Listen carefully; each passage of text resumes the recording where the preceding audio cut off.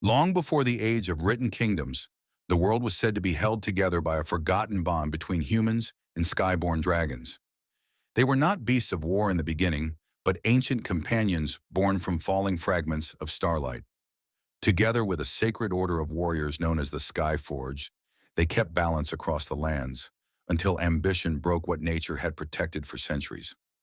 That peace ended when a conqueror rose, King Kael, a man who feared anything he could not control, declared the Sky-forged order a threat to human destiny.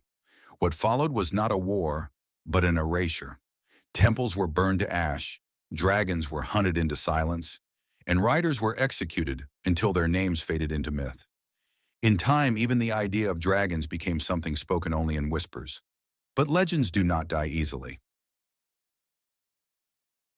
In the quiet farming village of Hallowmere, life moved slowly under gray skies and endless fields. A young boy named Kael Arden lived there, known only as a quiet orphan, raised by an old guardian who refused to speak of the past. Kael had no title, no fortune, no future worth mentioning. To everyone around him, he was just another village boy destined to become another forgotten man. Yet Kael was not entirely ordinary. He often dreamed of fire falling from the heavens, strange, singing flames that did not burn, but called to him. He never understood these dreams, only that they left him restless, as though something far beyond his world was trying to remember him. One evening, while wandering near the forbidden edge of the Blackwood Forest, Cal discovered something unusual, half buried beneath cracked obsidian stone. It was an egg, smooth and dark, with faint blue veins pulsing beneath its surface, like a heartbeat trapped in glass. The moment he touched it, the world around him went completely still. No wind, no sound, no breath. Only a pulse answering his own. That night, everything changed. Inside his small wooden shed, the egg began to crack open without warning. Light seeped through the fractures, first soft, then overwhelming, until the entire room felt like it had been swallowed by a collapsing star. Cal fell back as the shell shattered completely. From within emerged a creature unlike anything he had ever seen.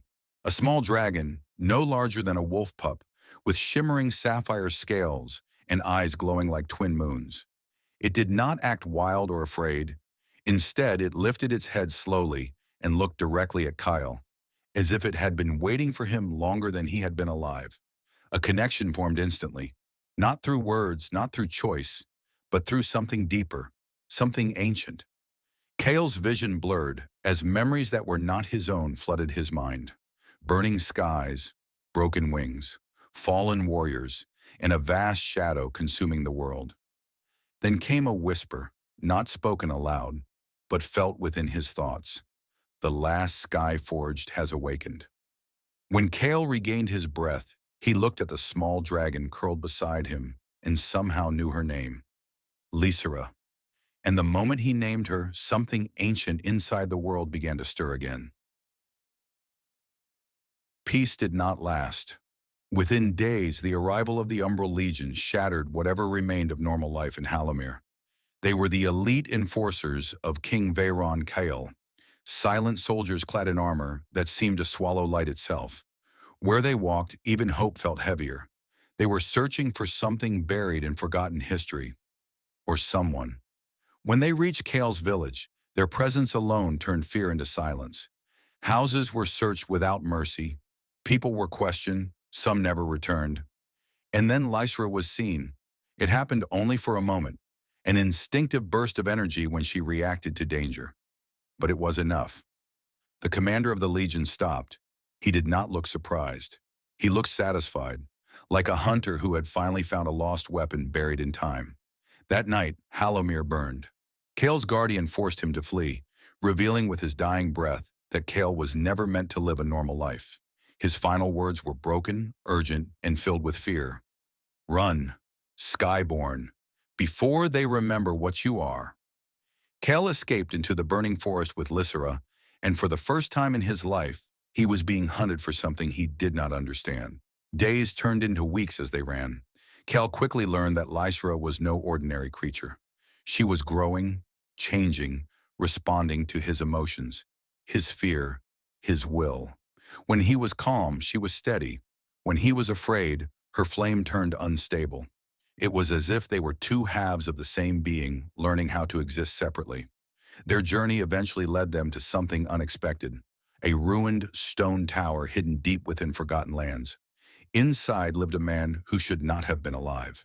His name was Oren Vale, a blind storyteller who claimed to have once been a scholar of forbidden history. He recognized Lysera immediately and, to Kael's shock, he bowed before them both. "I waited most of my life for proof," Oren said quietly, "that the sky still remembers its children." From him, Kael learned what the world had tried to erase. Dragons were not beasts, riders were not myths, and the Skyforged Order was not destroyed. It was broken. Oren began training Kael not as a soldier, but as a bondkeeper. He taught him how to calm Lysera's instincts, how to share senses with her, how to move as one instead of two. But the truth he revealed was heavier than any lesson. The king who destroyed the Skyforged did not simply fear dragons. He had learned how to consume their power, and he was still hungry. Lysera's growth became impossible to hide. One night during training, something within her changed violently. Her small form expanded in a surge of radiant energy, reshaping bone and wing into something far greater. Her wings stretched wide, and her flame turned from blue fire into a glowing storm of light. The sky itself seemed to react. That same night, the Umbral Legion found them again. What followed was Kael's first real battle, not as a boy running from fear, but as a rider bound to something far greater than himself. He climbed onto Lysera instinctively, and together they rose into the night sky for the first time. Their flight was unstable and raw. Kael struggled to control the bond, and Lysera responded to his emotions like an untamed force of nature. But instinct guided them through chaos.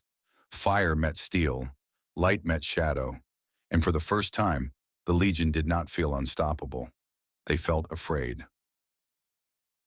Oren later guided Kael toward a hidden city known as Veralia, concealed beneath layers of illusion and ancient magic. It was a sanctuary for those resisting the empire of King Veyron Kael. Not all welcomed Kael. To many, dragons were still symbols of destruction.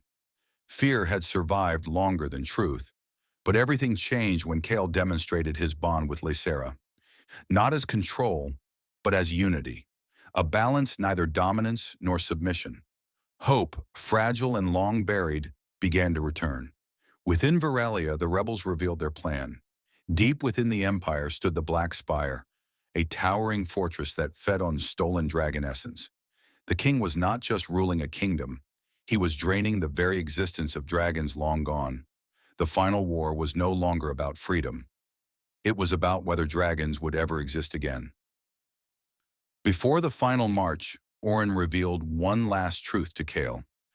Kael was not chosen by accident. He was created, a hidden experiment from the final days of the Skyforged Order, infused with dormant dragon essence and hidden among humans to survive extinction.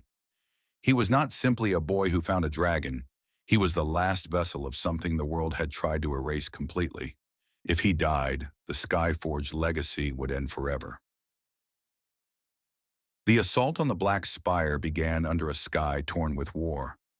Rebel forces clashed with Imperial defenses as skies filled with burning airships and collapsing spells. Lysera tore through corrupted creatures formed from stolen dragon fragments, while Kael moved deeper toward the heart of the fortress. At the summit, he finally faced King Veyron Kael. The king was not weak or old. He was something else entirely, sustained by stolen dragon power, half human and half echo of ancient beasts. His presence warped the air around him, and he smiled when he saw Kael.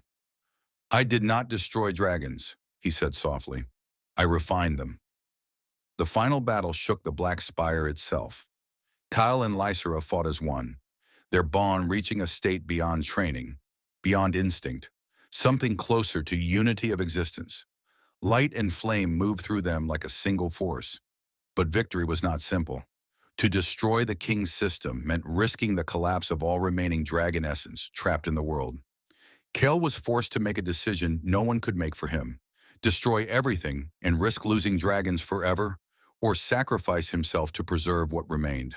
In the end, he chose neither path. Instead, Kael and Lysera released all bound dragon essence back into the sky. The black spire collapsed, the king fell, and the world broke open with light. When the light faded, Kael and Lysera were gone. But the world was not empty. Across distant lands, strange lights appeared in the sky. Whispers returned to forests. Shadows moved in clouds that looked too alive to be natural. Dragons had not returned as weapons. They had returned as something freer, something alive. And somewhere, beyond the reach of human eyes, a silhouette of a great dragon watches the world quietly. Not as a conqueror, but as a guardian waiting for the day the sky is needed again.